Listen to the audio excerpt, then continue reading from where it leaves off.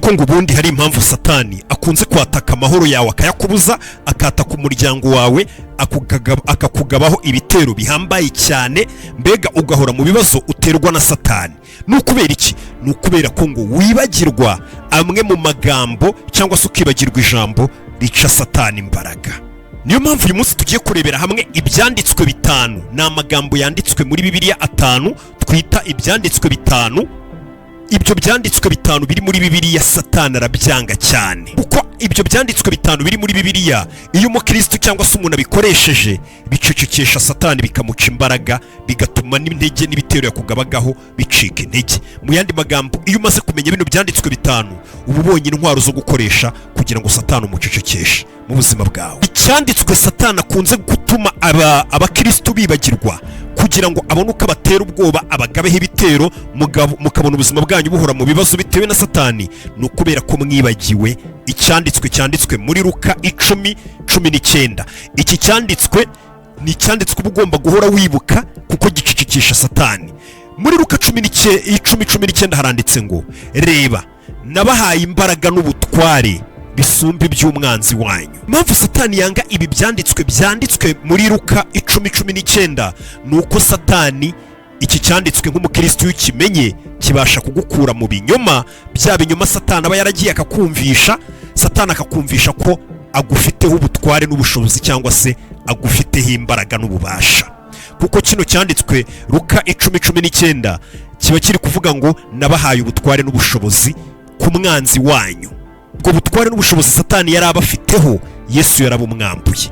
Icyo cyanditswe rero Satani ntaba yifuza k'abakristo bakibuka. Icyo cyanditswe bayifuza ko mukibagirwa, mbega kikaba nk'amateka mu mutwe wanyu. Iki cyanditswe ngo ni icyanditswe kimeze nk'aho atari icyanditswe gusa, ahubwo ngo iki cyanditswe kimeze nk'aho uba uri gukanga, uri kwibutsa Satani n'abadayimoni be, ubereka ko ufite ubushobozi, ubadomina, ndetse n'ibitekerezo bibi bikuri mu mutwe byose ukabyamagana, na buri bwoba bwose buri muri weho ukabwamagana ukoresheje kino cyanditswe. Mbega ni icyanditswe ububwira Satani n'ubwo bwoba n'ibigutera ubwoba muri iyi si byose, n'ibitekerezo bibi n'ububasha bwose bwa Satani, ubibwira ngo nta bubasha na buke mumfiteho.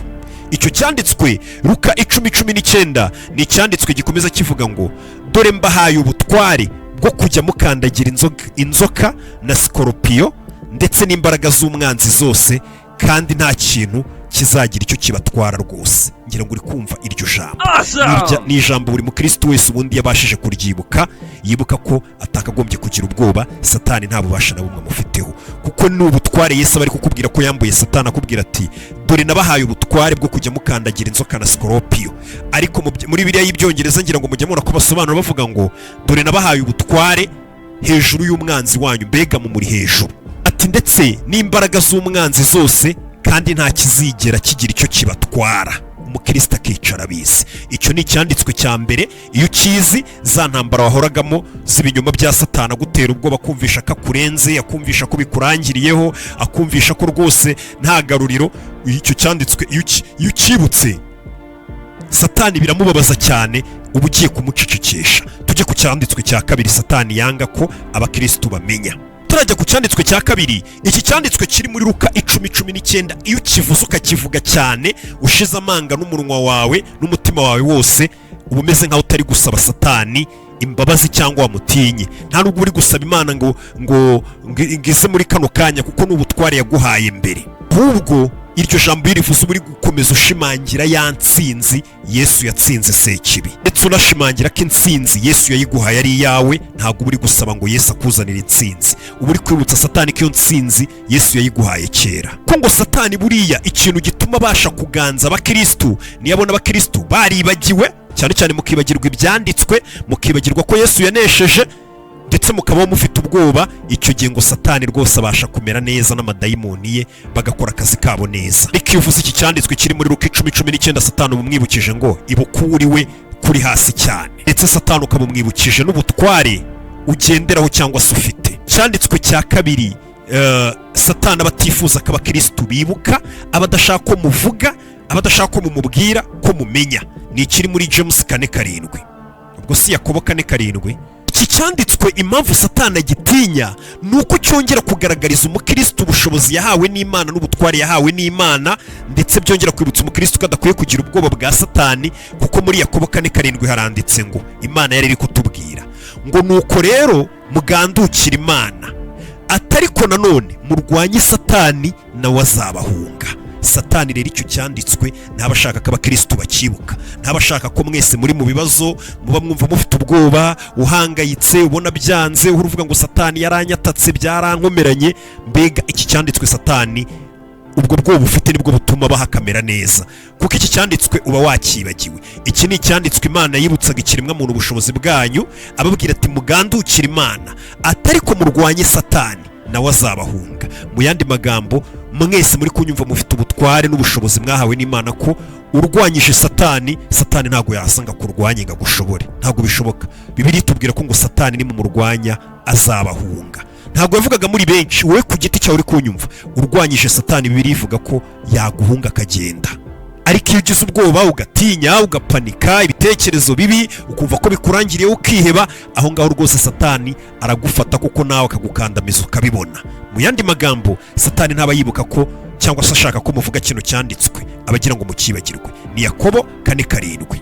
Iki cyanditswe ngo cyongera kwibutsa Satani n'amadayimoni ko nta bushobozi na buke afite ku bantu bagandukiye Imana, nyine bari mu Mana byuzuye, bazi ko rwose Imana ariyo mugenga wabo. Satani abizi ko abo bantu nta bushobozi bafite. Iki cyanditswe rero iyo ukivuze Satani cyangwa se ugakomeza ukibuka, Satani ngo biramubabaza cyane kuko araguhunga. Andi magambo, mu gihe ubonye uri mu bigeragezo, ntugashake gukoresha imbaraga zawe bwite ngo nizo ugiye kurwanisha. Mbere na mbere banza uvuga ati Imana nduwawe, wiyegurira Imana. Aricyo Yakobo yatubwiraga muri biriya byanditswe ngo wimanze mugandukira Imana, ubwira Imana ati nduwawe, ubundi nurangiza ushikame uhangane na Satani ngazahita guhunga. Tujye ku cyanditswe cya gatatu Satani abatifuza ko abakristo bamenya. Bisomye muri Timoteyo 2, iki ni cyanditswe cya gatatu Satani yanga cyane, ku buryo umukristo wibuka kino cyanditswe akacyubahiriza, Satani biramubabaza akanahunga uwo mukristo, ndetse Satani akabangamirwa cyane. Iki cyanditswe rero Satani akunze gukora uko ashoboye kugira ngo abakristo bakibagirwe. Nacyo kiri muri Timoteyo 2:1 uhereye kuri 7. Ahanditse ngo kuko Imana itaduhaye umwuka w'ubwoba, ahubwo yaduhaye umwuka w'imbaraga, urukundo no kwirinda. Niko handitse. Cy'umurongo uvuga yuko Imana dukorera itaduhaye umwuka w'ubwoba, ariko usanga abantu benshi bafite ubwoba. Kuko ngiyo ufite ubwoba, nk'uko nabikubwiye, Satani akabona uri umukristo, witwa ngo uri umukristo ufite ubwoba, icyo gihe rwose araza akakugira pararize, kaza akakongorera ibinyoma, bityo ubwawe nk'umukristo utangira gushidikanya ku masezerano Imana yaguhaye kubera ubwoba. Nanjye rero gushidikanya ku masezerano Imana yaguhaye ni ahandi utangira kugira ubwoba. Iyo wamaze kugira ubwoba tayari uba watangiye gushidikanya ku bushobozi bw'Imana n'amasezerano yayo, uhita utangira kwirwanirira, ari utangira kuyoboka inzira y'ibyaha. Satani tayari mu bwoba bwawe akaba arahatsindiye. Niyo mpamvu rero bakubwira ngo hariya dusomye muri Timoteyo 2:7 ngo Imana ntabwo yaduhaye umwuka w'ubwoba. Igihe Satani agutera ubwoba ugatangira gutekereza ku gaciro kawe, ukagashidikanya, ukumva ntako. Buri hari abantu benshi babayeho batekereza agaciro kabo bakakabura, akumva nta gaciro gifite bitewe n'ubuzima yabayemo n'ubwo abayemo, akumva nta gaciro wenda gifite imbere y'abantu, akumva ko no ku Mana ubwo ngubwo ari uko, agatangira gushidikanya no gutekereza cyane ku muhamagaro we, bukaba bwinshi. Ariko Timoteyo 2:7 na Timoteyo 2 uhereye kuri 1 kugeza kuri 7 uvuga ngo ubwoba ntago ari umurage wawe, si wo murage Imana yaguhaye, ahubwo Imana yabahaye umurage w'imbaraga. Yandi magambo, nuzajya wumva wataye umutwe uri kwishidikanyaho, uri gushidikanya ku masezerano y'Imana, wumva ufite ubwoba bw'ubuzima, wumva nta gaciro ufite, n'ibindi byose bigutesha umutwe byose, ujye ubumbura umunwa wawe uvuga uno murongo uri muri Timoteyo 2:1-7 uvuge cyane, ndabizi uzajya wumva impinduka. Icyo gihe ntabwo uzaba uri gusaba Imana umuhate n'umurava no gutinyuka, oya, ahubwo uzaba umeze nk'uri gukanda buto kugira ngo ibyo Imana yaguhaye kera bikurimo bigusanzwemo bibashe gutangira gukora, kuko Imana yakubwiye ko yaguhaye umwuka w'imbaraga. Murawufite muri mwe, ariko umeze nka kumwe itara mwarizimije, ukanda kuri ka kantu ka interrupteri, muri itara rikahita ryaka, nicyo kiba kibura. Iyo uvuze uno murongo uba wakije za mbaraga ziri muri wewe, ntabwo ubongeye kuzisaba Imana bushya, yaraziguhaye tayari ziri indani muri wowe. Ko ngo Imana hano itubwira ko itigeze iguha kubaho mu buzima bwiza wumva utekanye gusa, ahubwo yaguhaye no kuba utuje mu mutwe, kuba ufite umutima wuzuye urukundo, kuba ufite ubutware butegeka, apana kubaho umeze nk'uwinginga, oya ufite ubutware butegeka. Izo mbaraga Imana araziguhaye. Izo mbaraga yaguhaye ntago zinyeganyizwa. Ko kuri rero kwa nyako tubonye muri Bibiliya ubashije kukwakira mu mutima, ukakuvugisha umunwa wawe, ukabibamo ukabyemera, icyo gihe Satani araguhunga akiruka. Niyo mpamvu Satani aba atifuza ko kino cyandikwa hari umukristo ukimenya. Muba mubizi ariko agakuru kashoboye mukabyibagirwa, ahubwo mukagenda mukiberaho mu bwoba, ugasanga ari kubategera muri ibyo bintu. Kuko kuri kwa nyako nuko buri ubwoba butajya bubasha kubana n'umuntu. Ntago umuntu uri mu kwizera kwa nyako amaze kuvuga no magambo wizeye wasomye bino byanditswe nakubwiye yabasha ubwoba bwabasha kubana nuko kwizera kuri muri we, kimwe kivamo ikindi kigasigara. Iyo ufite ubwo bwoba kwizera kuba kwagiye. Iyo ufite ukwizera ubwoba nabwo ntago bwaba ahantu hari ukwizera, ubwoba wita bubanza bugacaho bukagenda. Ngo ibyo ngibyo ni ibintu mwamaze kubona, ubwoba ko no kwizera bitajya biba ahantu hamwe. Twabibonye ubwo Petero yagendaga hejuru y'amazi abibwiwe na Yesu, yagize kwizera kuko ayigendera hejuru y'amazi. Akigira ubwoba gato, ntago bwa bwoba bwaje ngo wite bubana na kwa kwizera yari yagize mbere ngo noneho ngakomeza agendere hejuru y'amazi. Oya, akigira ubwoba gato kwizera kwahise kugenda atangira kurohama. Ibyo twarabibonye. Iyo mpamvu rero bino byanditswe ndi kukubwira uko ari bitanu, maze kukubwira bitatu, ni bibi cyane, bitera ubwoba Satani n'abadayimoni be n'ukuzimu kose muri rusange, bakagutinya. Ko buriya ngo iyo umukristo wa nyawe yongeye kwibuka uwo ari we muri Yesu Kristo n'ubutware yahawe muri Yesu Kristo, ijwi ry'umwijima rirarigita, rirabura, ricaho. Undi murongo rero wa kane ariwo tugezeho Satani abashaka ko mwibagirwa nk'abakristo kugira ngo abafatirane. None akenshi musanga ino mirongo abenshi bayikoresha hanini ku bantu bagenzi babo. Niki kuko hari umuntu utakwishimiye ukumva ko uwo murongo ari cyo usobanuye, ariko mu by'ukuri imirongo ibigomba no kukwibutsa n'indi mirongo iri mu Bibiliya ikwibutsa ko uwo muhanganye atari umuntu ufite umubiri. Umwanzi wanyu ntago ari mugenzi wawe ubona mu buzima busanzwe ngo mu inshuti ziratwanga n'ibiki. Umwanzi wanyu muramuzi. Ibyo ngibyo ni ibintu twagiye tugarukaho kenshi. Undi murongo rero Satani yanga cyane ni umurongo uri muri Yesaya 54:17. Uwo murongo uravuga ngo nta ntwaro bacuriye kukurwanya izagira ikigutwara, cyangwa se nta ntwaro bacuriye kukurwanya izigera ibigeraho. Uyu murongo ukomeza unavuga, nuko nagira ngo tugarukireho gusa, ariko uyu murongo iyo usomye ukomeza uvuga ngo kandi ururimi rwose ruzahagurukira kukuburanya uzarutsinda. Ibyo nibyo murage w'imbaraga, nibyo murage w'abagaragu b'Uwiteka, kandi uko niko gukiranuka kwabo guturuka aho ndi. Uri kubyumva? Reka twigarukire ku murongo nashaka mwumva, ni muzajya mushaka gukomeza gusoma mujye mumanuka musome n'ahandi hepfo bizajya bikomeza kurushaho kubafasha. Ahavuga ngo nta ntwaro bacuriye kukurwanya izagira ikigutwara. Uyu n'undi murongo ngo Satani yanga cyane ko abakristo bibuka, bawuvuga, bawubamo.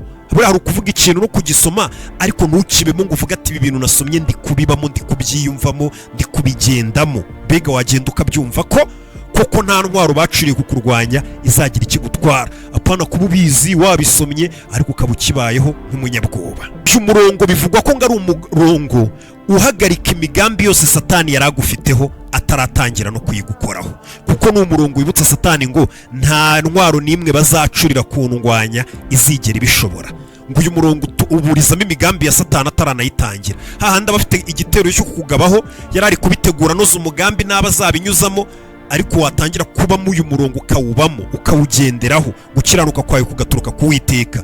Satani ngo imigambi yari afite ngo ubuyiburijemo ataranakugabaho iyo migambi. Ijambo ngo rigaragaza iyo mitego n'imigambi ya Satani byose nk'aho ari ibintu bidafite imbaraga. Uyu ni umurongo ubwira Satani, umwibutsa ko Yesaya 54:17 ni umurongo wibutsa Satani ngo suko wenda ko intwaro zindwanya zitazacurwa, ariko zizacurwa ariko ntizigera zikoreshwa icyo zacuriwe. Mbega ni nko kumubwira ati muzaruhira ubusa. Andi magambo ni cyagiye ushobora kugambanirwa, urabizi turagambanirwa buri munsi, ushobora kugambanirwa n'inshuti, ushobora kugambanirwa mu kazi, ushobora kugambanirwa mu buzima bwose, ushobora kugambanirwa ukabura buri kimwe cyose wari ufite. Ni cyagiye rwose umuntu aba yagize igihombo gikomeye, ni cyagiye mu by'umwuka rwose umva uri kurwana intambara z'umwuka zidashira, handi ubona ko ibitero bikugabwaho bidafite aho bigarukira ari byinshi byakurenza. Uyu murongo wongera ngo kukwibutsa wo muri Yesaya 5:17 ko wongera kwibutsa ko nta na kimwe muri ibyo byose bizigera bibasha kunesha umuntu urinzwe n'Uwiteka. Undi murongo ari nawo wanyuma ngira ngo dusorezeho ni umurongo uri mu Byahishuwe 12:11. Ni umurongo uvuga ngo nabo baramunesheje bakoresheje amaraso y'umwana w'intama. Ati ndetse n'ijambo ry'ubuhamya bwabo.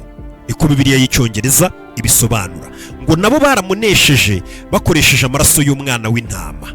Ati ndetse n'ijambo ryo guhamya kwabo cyangwa se ry'ubuhamya bwabo. Ati ntibakunda amagara yabo, ntibanga no gupfa. Andi magambo ni irindi jambo ryongera kukwibutsa ko bamunesheje bakoresheje amaraso y'umwana w'intama. Iri ngo ni ijambo riri muri Bibiliya ryongera gutuma Satani atitira akagira ubwoba agahunga, bitewe n'uko ari ijambo ryongera kumwibutsa cya gihe yatsindwaga atsinzwe n'aya maraso y'umwana w'intama. Ko ngo bakubwira ko Ibyahishuwe 12:11 ntago ari umurongo uvuga ku byerekeranye n'intsinzi gusa, ubwo ngo ni inkuru yose yo gucungurwa ibivuzwe mu murongo umwe. Andi magambo ni inkuru ivuga ngo ntago wigeze utsinda bitewe n'uko wari ufite imbaraga zihagije, ahubwo ni inkuru isobanura ko watsinze bitewe n'uko Yesu yabimeneye amaraso.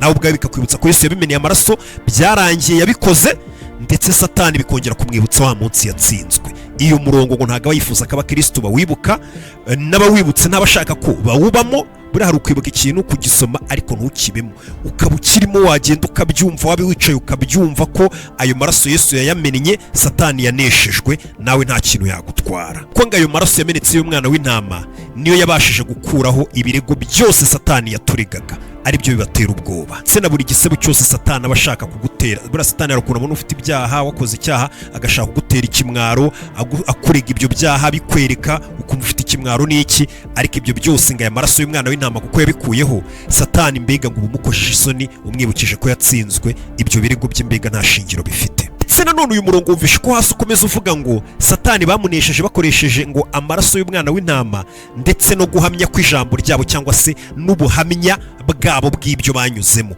Mu yandi magambo uyu murongo ukomeza uvuga ngo ikindi kintu Satani kimubangamira umukristo cyiza kivuga ngo ni cya gihe, buri gihe iyo uri kuvuga iby'Imana yakunyujijemo cyangwa se ukabyibuka cyangwa se ukabibamo uvuga ati Imana yanyujije muri ibi irantsindishiriza, Satani ngo biramubangamira cyane, bituma asubira inyuma. Kuko ngo bari kwibuka ko ibyo bintu ubwo byibuka iby'Imana yakunyujijemo n'ibindi byose yazana na by'Imana yabikunyuzamo. Cyane noneho ngo uburi kuzana gutsindwa kwa Satani, uko kuntu yasebye ubwo Imana yamugutsindishirizaga, ukongera ukabegereka abantu bose, mbega ngo uburi kugenda umusebye, umuteza abantu, umukoze isoni, umugaragaza nk'umunyantege nke. Iyo uri kuvuga ubuhamya bwawe ububwira abantu Imana yanyujije muri ibi, Satani yagize gutya ariko Imana ibigenza uku, ngo Satani ibyo bintu biramubabaza kuko uburi kumusebya. Ni nk'uko mbega umuntu yagukubita muri babiri ukavuga ati ntari bankubise turi babiri, ariko abantu ntago bazabimenya, abantu bazi ko ndije yanzi kurwana. Ejo ugasanga uwo muntu ari kugenda guteza abantu, turiya muntu rero yaragize gutya, ndamukubita ndamutsinda, bigenda ukunuku. Ngo Satani biramubabaza, ngo muba muri kumutsindishiriza, kumutsinda mukoresheje ubuhamya bw'ijambo ryanyu cyangwa se ubuhamya bwanyu, ngo biramubabaza cyane. Ko Satani ngo aba yifuza ko iyo ntsinzwe icecekwa, ariko wenga inkuru yawe n'ubuhamya bwawe buri kubigira intwaro, ubimwibutsa igisebo cye, ndetse ku buryo n'abandi ubuhamya bwawe bushobora kuba bwabafasha bakumva ko Satani ari uwo gutsindwa koko cyangwa se yananeshejwe, bigatuma bamuca amazi. Ibyo bintu rero biramubabaza agahunga cyane. Andi magambo, ntugahisha hahise hawe, ntukanacecekeshe ijwi ry'ubuhamya bwawe. Ubuhamya buratandukanye. Hari abantu nyine batanga ubuhamya wumva ko bagamije kwirata ku bandi cyangwa se ngo tubone ko rwose bisigaye byaraciyemo, ariko hakaba n'umuntu utanga ubuhamya ubona ko ari ubuhamya buje gufasha abantu no kongera gutuma abantu bagira icyizere, abantu bongera gukunda Imana, ndetse abantu bongera gukiranuka kurusha. Bitandukanye na wa wundi uza nyine ameze nk'uje gushinyagura ngo ari gutanga ubuhamya, nyine biratandukanye. Ngira ngo murabyumva namwe muzi gutandukanya ubuhamya nyabuhamya nyine bufatika bumwe Satani atinya, nubwo ashobora kumva ahubwo akavuga ati uyu ni umuntu wanjye. Uraza kutubuhamya ngo Imana yaguhaye imodoka, ngo yaguhaye umugati, yaguhaye etaje. Hari ubuhamya nyine umuntu atanga ukumva ko Imana mu buhamya bwe yanesheje Satani, yakuyeho imitego ye, Satani nawe agasebera muri ubwo buhamya, ku buryo ibyo bintu bituma Satani aguhungira kure. Mufite ukuntu musigaye mubizi, muzi kubitandukanya. Ndaje mu kanya, kora subscribe.